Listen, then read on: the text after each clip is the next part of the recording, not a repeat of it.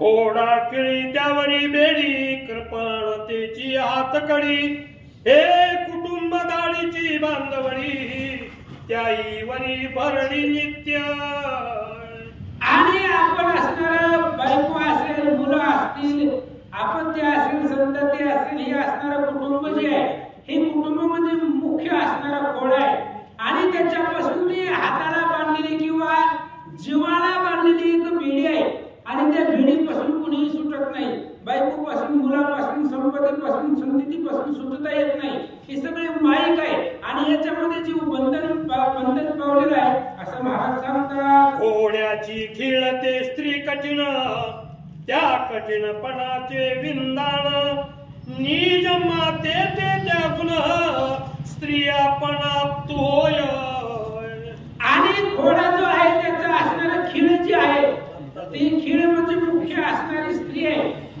आणि स्त्रीच्या आहारी जाणारा जो समाज आहे तो असणारा समाज आपल्या आई वडिलांची सेवा न करता किंवा स्त्रीच्या आयुष्यामध्ये तिच्या विषय कामनामध्ये एवढा बांधून गेलेला आहे की आई बापाला सुद्धा त्या ठिकाणी सांभाळण्याची योग्यता त्यांच्यापाशी राहत नाही कारण मुख्य बंधनकारक स्त्री आहे त्याच्यामुळं आई बापाला सुद्धा त्या ठिकाणी असणारा वृद्ध आश्रमामध्ये किंवा वेगवेगळ्या असणाऱ्या बंधनामध्ये टाकतात असं सांगतात मात्र सेवा विधी वेदविहिती ते सोडवण्या निश्चिती स्त्री कामाची आसक्ती वश करीती पुरुषाचे आणि मग ग्रंथकर्त्यांनी सांगितलं अनेक असणारे उदाहरण देणारे आहेत किंवा जे लोक म्हणतात काय म्हणतात मातृपितृची सेवा करणं म्हणजे भगवंताची सेवा करणं आई वडील ही देवाच्या जागेवरती असतात देवासारखे असतात असे जे आपल्या वक्तव्यामधून बोलतात किंवा सांगतात ते सुद्धा आपल्या आईला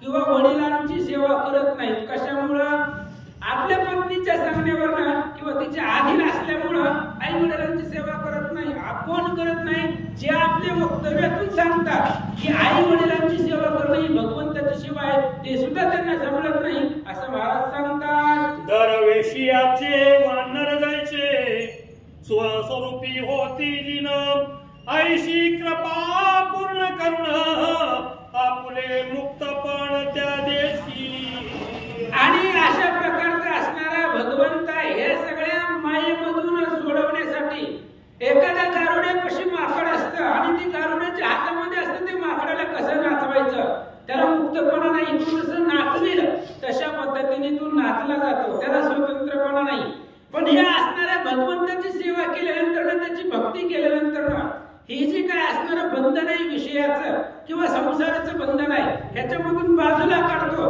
आणि मुक्तपणा भक्ताला साधकाला देतो असं महाराज सांगतात त्यासी देशी निजात्ममुक्ती तेही विशी एक युक्ती त्यांची दिशी समूळ भ्रांती नित्य मुक्त सहजेची आणि अशा प्रकारच्या भक्ताला जे आता भगवंताचं कामच आहे ते अवतारासाठी तो आलेला आहे कशासाठी जड जीवाचा उद्धार करण्यासाठी भगवंतानं अवतार धारण केलेला आहे त्याच्यामुळं जे जे तुमचे भक्त असतील संसाराची बिडी त्यांना घातलेली आहे आणि त्या संसाराच्या बिडीतून त्यांना नित्य मुक्तता तो करतो पण तशी भक्ती साधकाने केली पाहिजे जर अशी भक्ती केली असेल तर या सगळ्या संसारामधून किंवा बिडीमधून तू सोडवतो आणि नित्य मुक्तता त्यांना देतो असं महाराज सांगतात ऐशिया श्री हरी कृपावंता माझे नमन अनन्यता तुझे नमने भगवंता दिशे आप्तता सर्वभूती आणि अशा प्रकारचा असणारा तो श्रीहरी भगवंत आहे त्याला अंतःकरणापासून माझा नमस्कार आहे कारण आता असणाऱ्या या संसारामधून सोडवण्याची वेळ आलेली आहे संसार म्हणजे काय आपण करतो ते नाही ती होतच असते जन्म मरणाच्या आवर्ती बुडत होतो मारुती ते तुम्हाला ओढी श्रीराम भक्ती वानर पंक्ती उद्धरलेली ही संसार आहे जन्म आणि मरणाच्या संसारामधून बाहेर काढतो अशा भगवंताला माझा नमस्कार आहे असं सांगतात सर्वभूती हृदयस्थ अंतरात्मा तो भगवंत दृष्टेपणे सुधोदिता असे नंदत प्रतिशरीरी आणि अशा प्रकारचा तो असणारा भगवान परमात्मा सगळ्यांच्या हृदयामध्ये आहे माझ्याच तो भगवंताची मूर्ती म्हणता तेने काय नव्हे प्राप्त सभाग्य संत त्रिजगती असा असणारा भगवंत आहे. तो प्रतिशरीरी आहे. श्रीराम शरीर उठवी बैसवी श्रीराम शरीर निजवी फिरवी तेरा जाणतेनी स्वानुभवी एरा पदवी अतर्क्य अशा प्रकारे भगवान परमात्मा प्रति शरीरामध्ये आणि प्रत्येकाच्या शरीरामध्ये भगवंत आहे. पण कसा राहतो जीवी आत्मा हृदय आता आसुनी न देखती समस्त तेवी भगवंत जगात आते गुप्त राहिला असा असणारा भगवंत प्रत्येकाच्या शरीरामध्ये फक्त आपण त्याला ओळखत नाही. म्हणून अर्जुना विनसे ऐसा कोण ठाव असे परिप्राणियाचे दैव कैसे जे मद निनती माते भगवंताची सर्वाभूती म्हणून मने नित्य प्राप्ती भगवत कृपेची ख्याती फक्त पावती अनन्यत्वे. आणि भगवंताची जर कृपा झाली भगवंताची जर भेट झाली तर आपण जी काही पाहतो आहे मग अशा महाराजांनी उदाहरण दिलं हनुमंतरायाला पाहिलं आणि पाहतच राहिलं. भगवंत भेटलेल्यानंतरची ही अवस्था आहे. जे जे भेटीचे होता ते मानेचे भगवंत हा भक्ती योग निश्चित जाण माझा. भगवंताची भेटी झाल्यानंतर किंवा भगवंताची कृपा झाल्यानंतर द्वैत संपलं जातं आणि साधकाची अशी अवस्था होते की जिथं जिथं पाहिलं तिथं तिथं सगळं भगवंतच त्याला दिसतो असं महाराज सांगतात. प्रत्यक्ष आहे मात भूता सवय असे सदोदित देखणेपणे भगवंत दृश्य द्रष्टा तिथ कोंदण. आणि मग भगवंताची भेट झाल्यानंतर किंवा त्याची असणाऱ्या भेटीची आतुरता लागल्यानंतर दृश्य दृष्ट आणि दर्शन जो पाहणारा आहे ज्याला पाहायचं आहे आणि पाहिल्यानंतर जो आपल्याला साक्षात्कार होणार आहे जो अनुभव येणार आहे तो असणारा साक्षात्कार म्हणजे दर्शन असा असणारा त्रिपुटी आहे. आणि या त्रिपुटीची मूळवर होते पण कधी भगवंताचं दर्शन झालं. दर्शन या शब्दाचा अर्थ आहे ज्ञान. नाहीतर नामदेव महाराज सांगतात दर्शन हेरा मात्रे तया होय मुक्ती. किती वेळा भगवंताचं दर्शन घेतलं मिळेल मुक्ती आपल्याला. दर्शन या शब्दाचा अर्थ ज्ञान आहे आणि भगवंताविषयीचं ज्ञान प्राप्त करून घेणं आत्मसात करणं त्यावेळेस आपल्याला मुक्ती प्राप्त होते असं महाराज सांगतात. ब्रह्म परब्रह्म सनातन हे भगवंताचे अभिधान त्यासी माझे अनन्य नमन पाशबंधन छेदावय. आणि अशा प्रकारचा असणारा भगवंत आहे त्या भगवंताला माझं अनन्य नमन आहे.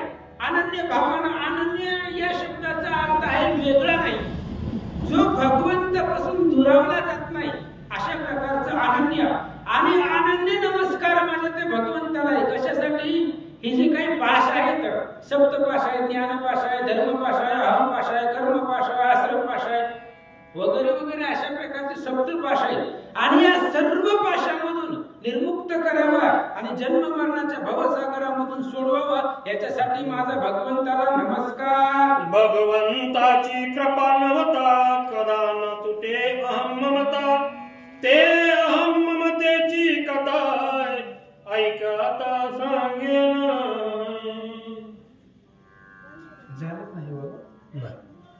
भगवंताची कृपा नव्हता कदा न तुटे अहम ममता ते अहम ममतेची कथा ऐकता सांगेन. मी म्हणणे हा खोडा दाण माझी स्त्री ती खीळ कठीण क्रस सामुग्री विधी धन पाचरा संपूर्ण सुबद्ध. हे सगळे वगैरे झाले महाराज हे मात्र सेवा ही मी सांगितली होती हे हेतून तुमचं हित चेंज झालं.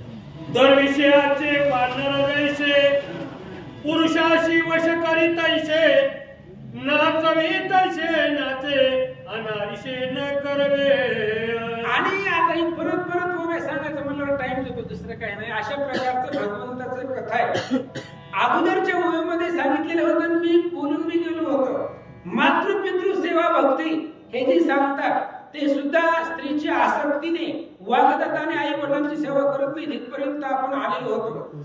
आणि पुन्हा असणारं सांगितलं माकड असतं, गारुड्याच्या हातापाशी ती माकड असतं, ती गारुडी जसं त्याला वागवतो नाचवतो त्या पद्धतीने माकड नाचतं, त्याला स्वतंत्रपणा नाही. तसं जीव सप्तपाशामध्ये संसारामध्ये गुरफटून गेलाय असं महाराज सांगतात. सप्तपाशाचे छेदन करावया एक सत्संग जाण, त्या सत्संगाचे महिमा सावधान वधान.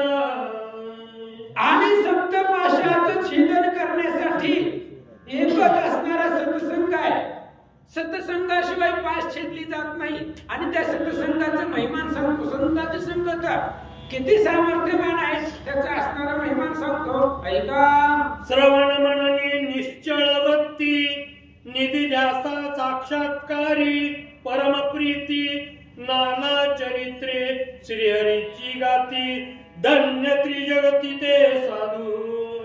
आणि ग्रंथकर्ते श्री संत एकनाथ महाराजांचं भावार्थ रामायण आहे. लक्षपूर्वक ऐका. धन्य त्रिजगती ते साधू कोणचे?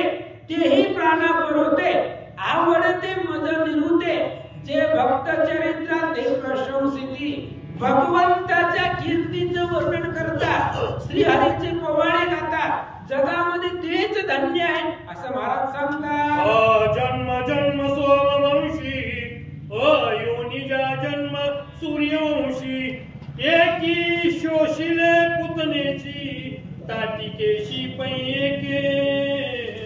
आणि भगवंताचं चरित्र जे गातात ते जगामध्ये धन्य आहे. जगा महाकवी दोनच होऊन गेले, एक वाल्मिक ऋषी आणि दुसरे महर्षी व्यास. हे जगामधले महान कवी आहेत. बाकीचे सगळे आद्य कवी झाले. आणि या दोघांनी श्रीहरीच्याच पदवीचं वर्णन केलेलं आहे. आणि श्रीहरीच्या पदवीचं जे वर्णन करतात जगामध्ये ते साधू आहे. कशाचं वर्णन करायचं? दोनच चरित्र भगवंताचं पावन आहेत, एक राम आणि दुसरा कृष्ण. ह्या दोन्ही चरित्राचं उच्चारण, ह्या दोन्ही चरित्राचं वर्णन मानवानं करावं. एकाचा जन्म झाला सूर्यवंशामध्ये, एकाचा जन्म झाला सोमवंशामध्ये, एकाचा जन्म झाला मध्यरात्री 12 वाजता, एकाचा जन्म झाला भर दुपारी 12 वाजता. अशा प्रकारचं भगवंताचं चरित्र आहे, जगाला पावन करणार आहे. आणि त्यांचं जो वर्णन करतो तो जगामध्ये धन्य आहे. एके गुरुपुत्र आणिला, एके गुरु याग सिद्धी नेला, एके गोवर्धन उचलिला, एके बांधिला तिळाचे तू. आणि दोघांच्या अवतारामधलं साम्य सांगितलं. भगवान श्रीरामचंद्राने गुरुच्या यज्ञाचं संरक्षण केलं 7 दिवस आणि 7 रात्र.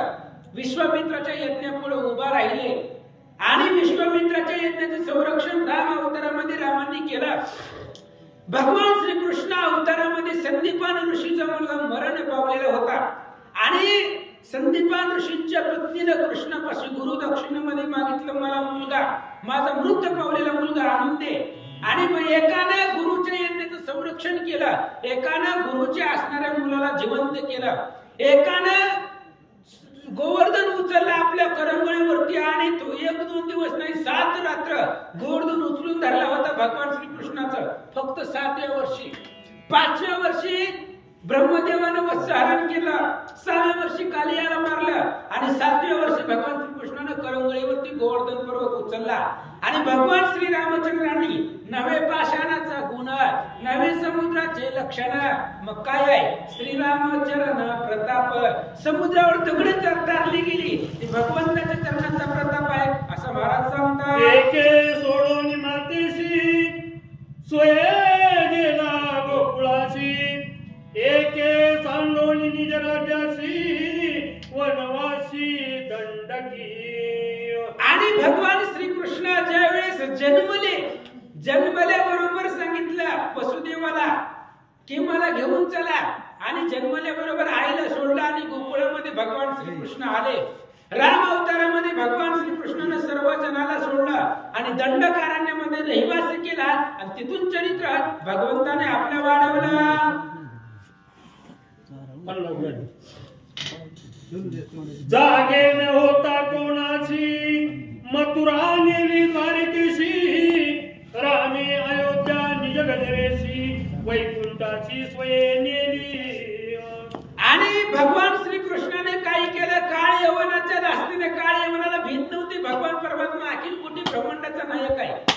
पण ऋषींचं वर्तन खोटं होऊ द्यायचं नाही म्हणून त्या काळ्या यवनाला मारण्यासाठी रातोरात भगवान श्रीकृष्णानं मथुरेमधली सगळी लोक उचलली, समुद्रामध्ये द्वारका निर्माण केली आणि त्या द्वारकेमध्ये नेऊन ठेवली. द्वारका एका जणाने भगवान श्रीकृष्णाने द्वारका निर्माण केली.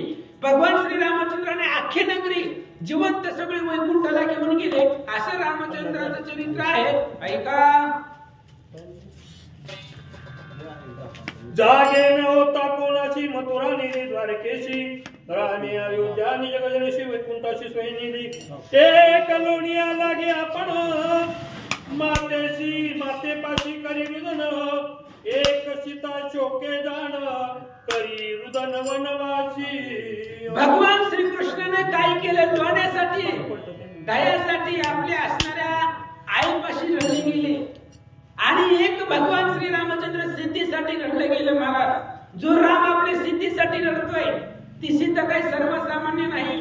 सीता केवळ नवे पत्नी, परम भक्त शिरोमणी, चरण चाली आली वनी, सेवेला गुणी श्रीरामा. सीतेचा भाव बघून हनुमान रडतोय, सीतेचं प्रेम पाहून राम रडतोय. मग देव ज्याच्यासाठी रडतोय त्याच्यामध्ये किती श्रेष्ठत्व आहे.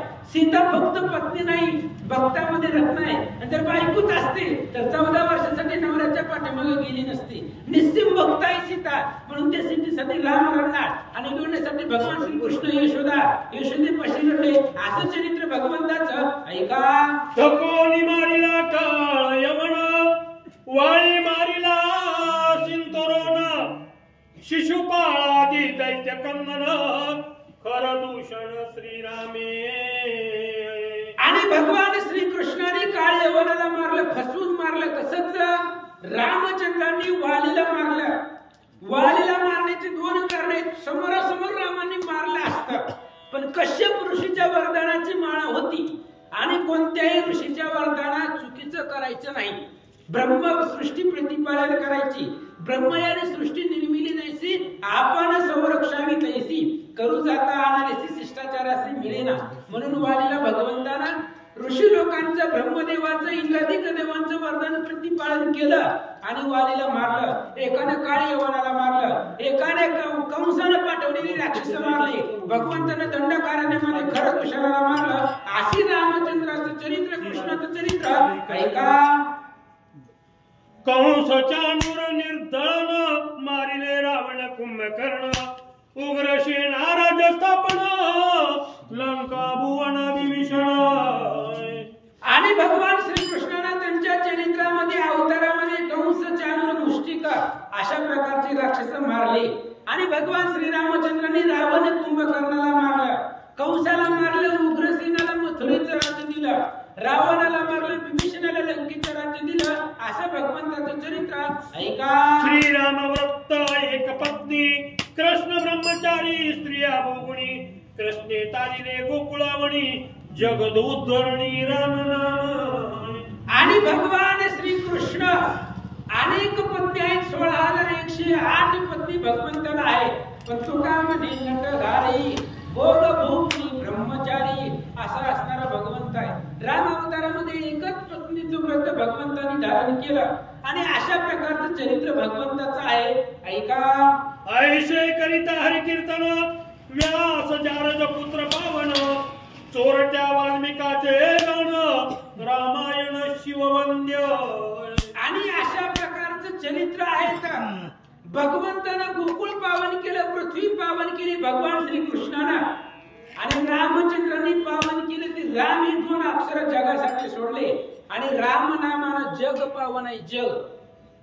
श्रीराम 2 अक्षरासाठी पातकी जळती कोट्यानुकोटी, तो नर सरता होय वैकुंठी, पैसे पाठी ब्रह्मयाच्या. ही 2 अक्षरामधली ताकद आहे. श्रीराम उच्चारे गणिका, तात्काळ गेली वैकुंठ लोका, हा निश्चय होता कैलास नायका, ध्येयमूर्ती मनवणी. महादेव पाट्यापासून रामाचं भजन करतायत स्मशानभूमीमध्ये बसून, कारण तिथं डिस्टर्ब करायला कोणी येत नाही आणि घरामध्ये आपलं नामस्मरण होत नाही. म्हणून स्मशानभूमीमध्ये बसून सदोदित रामचंद्राचं स्मरण करतायत.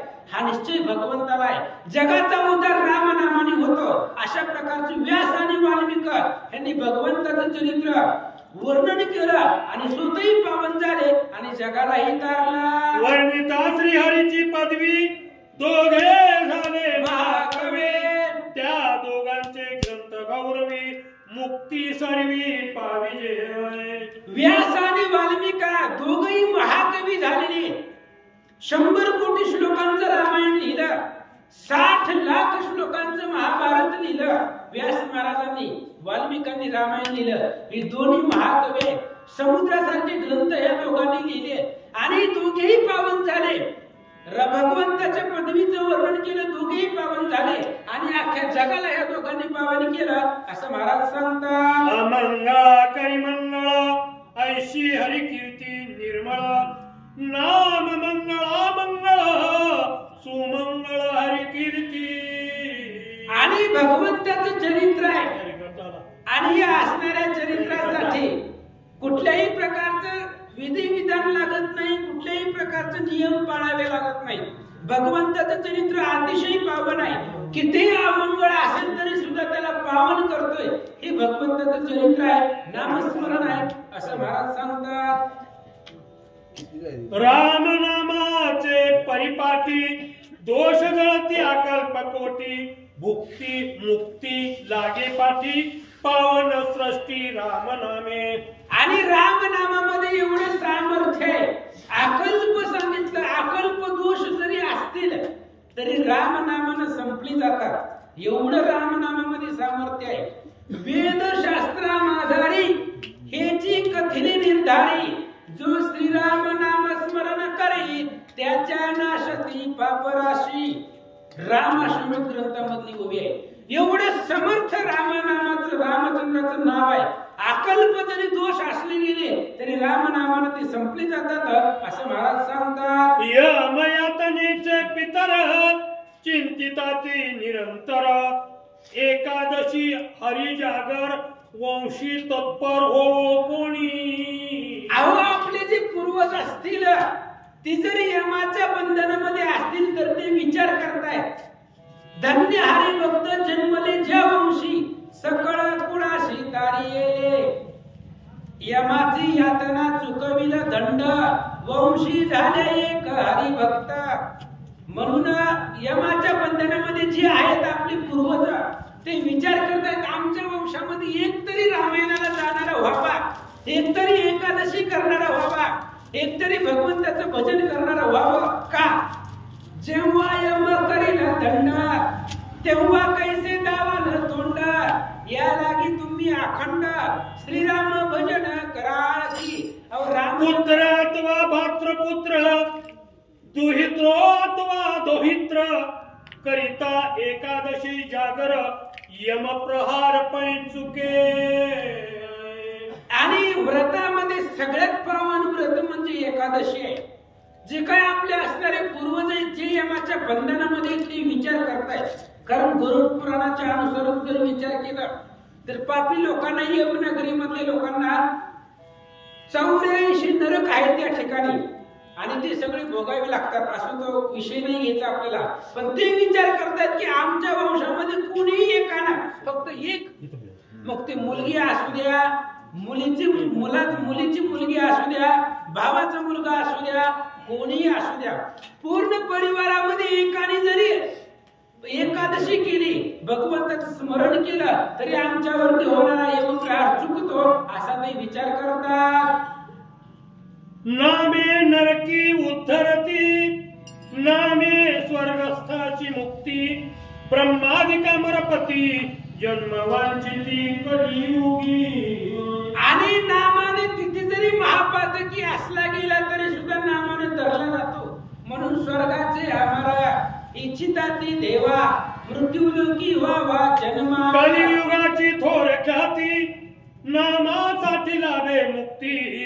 स्त्रिया अंत्यज उद्धरती, नाम कीर्ती दाटुगी. आणि भगवंताचं नाम जगतामध्ये श्रेष्ठ आहे, दाटूक आहे. अहो ज्याच्या मुखामध्ये रामाचं नाव आहे तया कोण अर्थ दुस्तर. ज्याच्या मुखामध्ये भगवंताचं नाव आहे त्याला जगामध्ये काहीच अवघड नाही. म्हणून ब्रह्मादिक देव सुद्धा या पृथ्वी तलावरती जन्म घेण्याची अपेक्षा करतात. का? नामाची नाही स्नान बंधन, नामाची नाही विधिविधान, आसनी भोजनी शयनी दान, नाम पावन हरीचे. आणि भगवंताचं नाव घेण्यासाठी कुठल्याही प्रकारचं बंधन नाही. ते नाम सोपे रे, अतिशय सोपं असणारं भगवंताचं नाव आहे. कुठल्याही प्रकारचं बंधन नाही. आंघोळ केली का नाही, झोपेतून उठले तरी भगवंताचं नाव घेतलं तरी चालतंय. त्याला कुठल्याही प्रकारचं बंधन नाही. असं निर्मुक्त नाव भगवंताचं आहे असं सांगतात. निरसुरांनी जसे जेशी नाम स्मरण जया पाशी, ब्रह्मादिक वंदिती त्यासी, चहुमुक्तीसी माहेर. आणि ज्याच्यापाशी ज्याच्या असणाऱ्या मुखाला भगवंताचं नाव आहे त्याच्यापाशी चारी मुक्ती दासी होऊन राबत आहे. मोक्ष आम्हा घरी कामारी ती दासी होय सांगू तैसी तुका म्हणे. अहो ज्याच्या मुखामध्ये रामाचं नाव आहे त्याला ब्रह्मादिक देवबंधन करताय. असं असणारं श्रेष्ठ भगवंताचं नामस्मरण आहे असं ग्रंथकर्ते सांगतात. नामा सरशी वाजे टाळी, आशा पाश होती होळी, ते कीर्तन सनेरी रंगी वनमाळी डुलत. आणि भगवंताचं नामस्मरण करत असताना नाम वाजवल्याबरोबर, हाताने टाळी वाजवल्याबरोबर सगळे पाश तुटून जातात. आणि त्या टाळीच्या आवाजानं, नामस्मरणाच्या आवाजानं भगवंत एवढा दंग होतो आणि तो भगवंत कीर्तनामध्ये येऊन नाचतो. एवढं नाचतो, पितांबर फुटलेला भेटलेला सुद्धा भगवंताच्या लक्षामध्ये येत नाही. एवढा तल्लीन तो नामस्मरणामध्ये. हरी कीर्तनी भक्तात हरीचे नाचे भगवंता, चरण रजे धुळीभूषित अशी डुलत स्वानंदे. आणि भगवंताचे असणाऱ्या कीर्तनामध्ये भगवंताचं जिथं जिथं कीर्तन चालू असेल तिथं तिथं भगवंत येतो आणि आनंदाने त्या ठिकाणी त्या असणाऱ्या कीर्तनामध्ये उडी टाकतो आणि निश्चितपणानं नाचण्याचा आनंद घेतो. पुंडलिका हरी हरी श्री नामदेव.